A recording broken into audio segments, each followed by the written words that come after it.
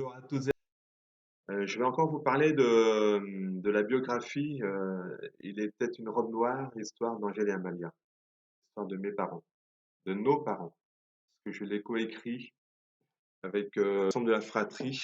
Donc nous sommes 10, 3 qui ne sont plus de ce monde, on pense beaucoup à eux, mais voilà, donc nous l'avons écrit à 10 et avouez que c'est quand même quelque chose de pas commun. Fratrie de 10 qui écrivent un livre ensemble sur l'histoire de leurs parents, ça se voit pas tous les jours, hein. Donc nous en sommes assez fiers.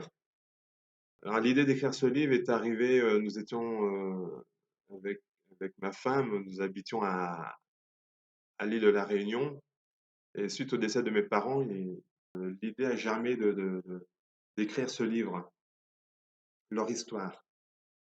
Et quand nous sommes rentrés en métropole il y a 3 ans, donc j'ai soumis l'idée à la fratrie. Et il y a eu un petit temps avant que je leur soumette l'idée parce que il me manquait un déclic. Et ce déclic est arrivé lors d'un repas de famille, un grand repas de famille à la campagne, autour de 3 énormes paellas. Il faisait beau, c'était fin de l'été 2023. Nous étions tous là, les frères, les sœurs, les neveux, les nièces, des amis aussi. Nous avions passé une superbe journée et là, c'était le déclic qui manquait. Et durant ce repas, à l'occasion d'échanges de souvenirs familiales, j'ai soumis l'idée à deux de mes sœurs qui étaient à proximité.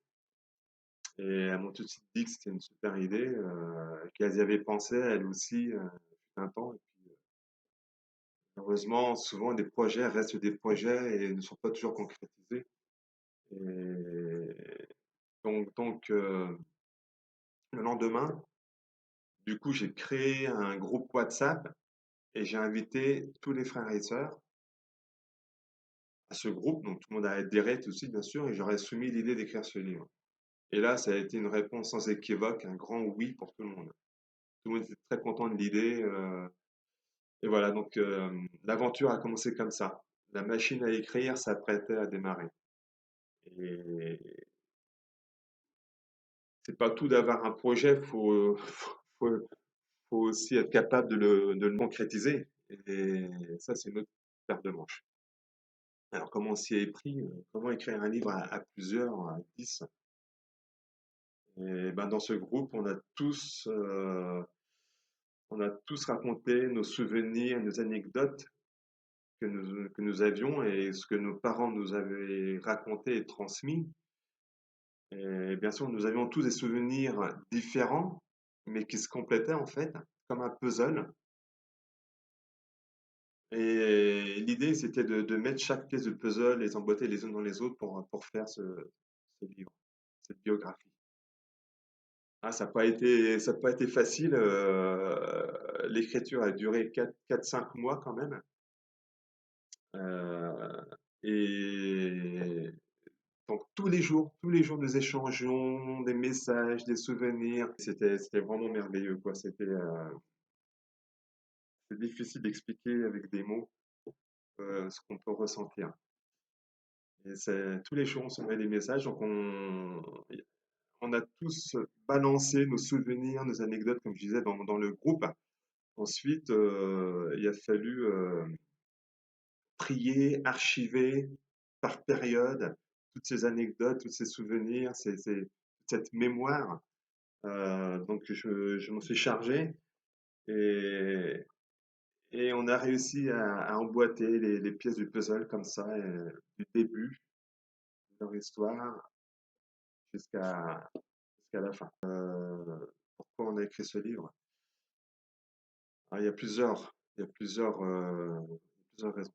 La principale, c'est déjà rendre un hommage à nos parents, à eux, à leur vie, à leur combat, à leur lutte et aussi à leur réussite.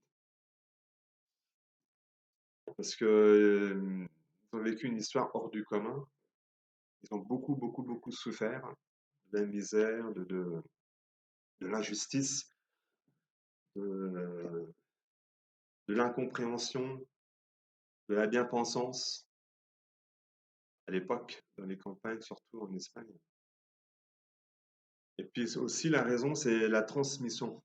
Pour nous, ce livre, c'est aussi une manière, c'est pas une manière, si c'est une manière, oui, on peut dire une chose comme ça, de transmettre la mémoire familiale à nos descendants, nos petits-enfants, nos arrière-petits-enfants que nous ne connaîtrons pas, et ainsi de suite. Ce livre, il est là à jamais, donc il va traverser les générations à venir. Donc ils auront une trace de cette histoire merveilleuse. C'est important pour nous. Et comme ça, aujourd'hui, nous sommes heureux, nos enfants sont heureux, tout le confort matériel, et c'est normal, eux, ils sont nés comme ça, donc ils savent pas ce qui s'est passé avant, comment tout a débuté. Avec ce livre, ils sauront. Mais alors, qui étaient nos parents? Comme je disais, ils sont nés en Espagne en 1924. D'ailleurs, le livre, nous l'avions écrit en 2024, donc l'année de leurs 100 ans, comme un symbole. Et donc, ils ont vécu plusieurs dictatures, notamment la pire, celle de Franco, ami de Hitler et de Mussolini. Euh, il a lancé un putsch en 1936, il voulait rétablir la monarchie en Espagne. C'était qu'un prétexte, parce qu'en réalité, à la fin de la guerre, donc il a gagné la guerre civile grâce au bombardement des nazis et des fascistes italiens. Euh, il a gagné la guerre civile et il a gardé le pouvoir. Il a pas instauré il a pas réinstauré la monarchie. Donc c'était un prétexte fallacieux, les dictateurs. Et voilà. Donc nos parents ont connu cette période. Et en plus, donc, leur histoire, c'est l'histoire de Roméo et Juliette dans la grande histoire avec un grand H qui est celle de la guerre d'Espagne et la Deuxième Guerre mondiale. Bon, leur histoire personnelle, elle a été très marquée par les rivalités, par la bien-pensance, par le refus que ma mère fréquente un pauvre paysan qui était très pauvre, mon père. Ils sont venus en France en 1958 pour fuir la misère, la très grande misère, hein. Ils ont vécu des choses incroyables. Ma mère se privait de manger pour que mes frères et sœurs aînés, ceux qui sont nés là-bas, puissent manger, quoi. Pendant que mon père, lui, il était parti travailler, gagner un peu de sous, quelques pesetas, en faisant des journées sans fin et en s'épuisant presque à mort et pour gagner presque rien, quoi. Parce que c'était comme ça en Espagne à l'époque. Il a connu le travail dans les champs en plein soleil, et les mines en Asturie, les mines de charbon, voilà, et puis plein d'autres métiers qu'il faisait pour essayer de gagner deux, trois sous, et qui ne suffisaient pas pour nourrir la famille. C'était terrible. Ils vivaient dans des quartiers, dans des bidonvilles, des quartiers faits de pierres d'ardoise fabriquées les unes sur les autres, comme ça, et ils faisaient des maisonnettes. Et ensuite, quand ils sont arrivés en France, tout a changé pour eux. Ah, ça n'a pas été le grand bonheur tout de suite, hein, mais ils travaillaient, ils gagnaient un petit peu de sous, et là, ils avaient plus faim, ils avaient des sous pour manger au moins, ils avaient un toit, et ils avaient chaud, et ils avaient plus faim, ils avaient plus froid. Un jour, je me souviens, ma mère avait prononcé ces paroles qui nous ont marqué à vie, je crois. Elle a dit, lors d'un repas de famille, elle nous a dit, la France nous a sauvés. Ah, ces paroles, elles nous ont marqué à vie. Elles résonnent encore dans nos têtes et dans nos cœurs.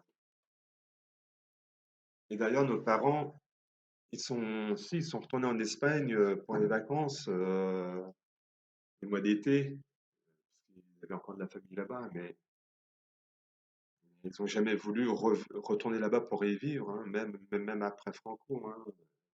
Leur retraite, ils ont vécu en France, ils sont morts en France, ils sont enterrés ici. Pour eux, la France, c'est leur terre, c'est leur pays. Pour revenir au livre, voilà, il y a eu deux versions de livres qui ont été. Nous avons écrit deux versions de livres. La première, c'était celle-ci. Nous l'avions écrit on l'a écrit et on l'a fait imprimer en 60 exemplaires parce que dans un premier temps, on avait écrit ce livre pour le garder pour nous et que ça reste dans la famille, pour nos enfants, nos petits-enfants, etc. Et, et voilà. Et puis, par la suite, nous avons décidé de le faire éditer. Nous avons trouvé une maison d'édition, la maison Hello Édition, qui nous l'a édité. Voilà. Celle-ci, c'est la version commercialisée. Voilà. Celle-ci, c'est la première version, celle qui est commercialisée aujourd'hui, c'est celle-ci.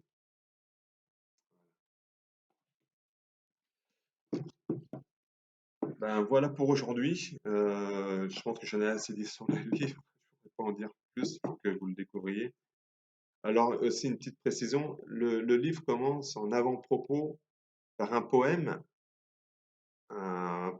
qui retrace la vie de mes parents, qui s'appelle La Robe Noire. Voilà, allez, je vous dis à bientôt et je vous embrasse. Très belle journée à vous. Au revoir.